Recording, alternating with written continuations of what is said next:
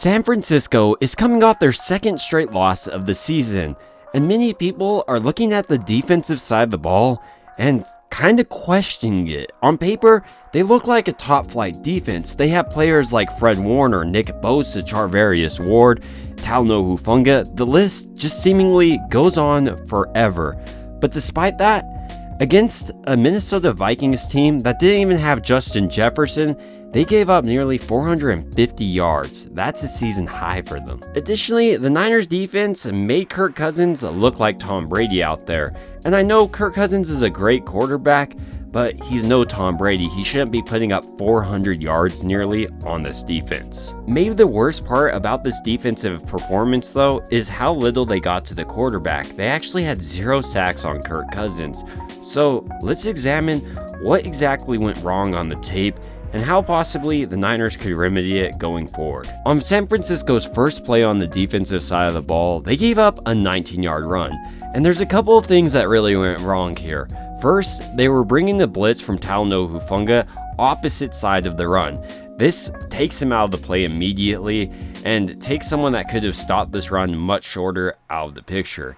Additionally, you'll see Fred Warner kind of over pursues, and that takes him out of the picture, which leaves Javon Hargrave to be the guy that has to chase him down. When giving out blame for this play, I would have to say the majority of it goes on Steve Wilks. While Fred Warner could have performed a little bit better, or even the defensive line, it frankly is a poor decision to blitz opposite of this sweep type run. You get Talanoa Hufanga out of the play when often you'll see him making the tackles right around the line of scrimmage on these plays that are strung out. The next play for the Niners I actually enjoyed. You only saw them bring 4, but you saw him get back to their bread and butter, and that's zone coverage down the field. Everyone's covered. It's pretty great coverage everywhere you look, so Kirk Cousins is forced to force it short, and Dre Greenlaw is all over that one. The next play might be the defense's best play of the entire day though. Charvarius Ward picks this one off. Before the play, we can see San Francisco is bringing a 5-man front, uncharacteristic, and they're also running cover 1 press man coverage, with Charvarius Ward just battling out with this guy, but later on, Addison would get his own on Charvarius Ward. Moving over now to the Niners' second drive on defense, this is where things really get frustrating. The Vikings are on 3rd and 12 right here. You'll see 87 coming in motion. But what's frustrating about this play, if you're watching Fred Warner, his responsibility is to really stop anything coming up the middle like this. Watch what 87 does. He gets open almost immediately, and that's because Fred Warner isn't even watching him. He's watching where he's supposed to drop into coverage. He's looking over to the sideline to get the marker. Okay, I'm right around the 21, but now, oh no, he looks up and sees 87 catching the ball, so now he's trying to scramble and make a play. Well, I'd love to put this game all on Steve Wilks' play calling. Your players need to make plays, and Fred Warner here didn't. If you look at it once again, Fred Warner really loses track once 87 does this nice little chip block to Nick Bosa. He loses sight and then doesn't realize he's going to come out on a route. But this is something you'll see happen over and over throughout the season. Tight ends often chip Bosa, so Fred Warner should have been prepared for this. Continuing now on this drive, we'll see another self-inflicted wound by Javon Kinlaw right here. You need to clean this up if you're a playoff team. After shooting yourself in the foot, this is perhaps the worst way to respond. And I think what happens here is a breakdown in communication. Talanoa Hufanga's responsibility is to communicate with Dre Greenlaw if someone crosses his face to get deeper to really cover this man, because what we have here on San Francisco's side is zone coverage, meaning you'll see the tight end moving throughout the zones, but what he does is get behind the linebackers, which really forces Tashaun Gipson to make a play out of position. While part of the blame goes on the player's shoulders for this play, part of it has to go on the defensive coordinator. What are we doing putting Talanoa Hufanga in the box this much?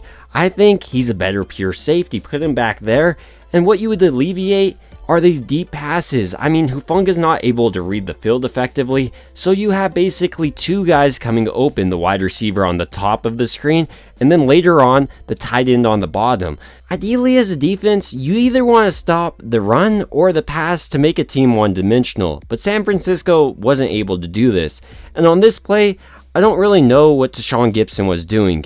I don't know if he was trying to follow the tight end because he was in man coverage, but he took himself out of this play and allowed a huge gap, and then there was just missed tackles. And this is just the story of this game. Players not making plays, and the play calling being questionable. Now looking at the Vikings' first touchdown on the play, this is a similar play I mentioned earlier with the linebacker kind of responsible for that zone coverage. Here, I thought Dre Greenlaw actually did a nice job picking up the zone coverage, but he's in coverage on a wide receiver, and this is a nice play by the Minnesota Vikings team. Not every play on San Francisco's defense is going to be perfect, and I don't necessarily even hate this play call, but you guys let me know what you think down below. Moving over now to San Francisco's next drive on defense, once again, they give up points.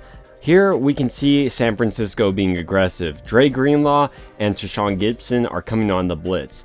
One of these guys need to diagnose that this is a screen. Nonetheless though, Fred Warner on this play misses a tackle as well. So once again, a combination of, probably a bad play call, but also just poor execution by the Niners defense. Moving now on to the Vikings' fourth possession, this is where I have questions for Steve Wilks. On this play, there's 16 seconds left. It's 3rd and 6. The Vikings have about 60 yards to go. But nonetheless, we're calling an all-out blitz, leaving people in man-on-man coverage, and this is just moving into the third quarter now. I would characterize this quarter as missed opportunities by the defensive players. On this play, we can see Charvarius Ward give up a monstrous gain, followed up by Dre Greenlaw missing a tackle. Going into the fourth quarter now, San Francisco's defense has given up 5 consecutive drives, which have resulted in points for the opposing team.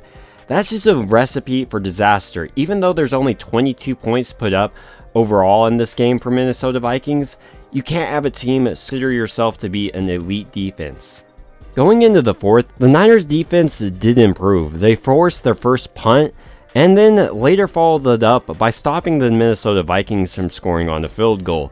But I think this was too little too late. And when Minnesota was driving on that field goal, they could have easily probably picked up the first down if they didn't go to the run plays right before kicking the field goal. Additionally, if Joseph would have made that 50-yarder, this could have been a game that was out of reach. Going forward with this Niners defense, I'm going to be interested to see how they address their major problems. For Steve Wilks, I would have to say this is his situational awareness. Going into the half, he has to be aware not to put his DB in this challenging position.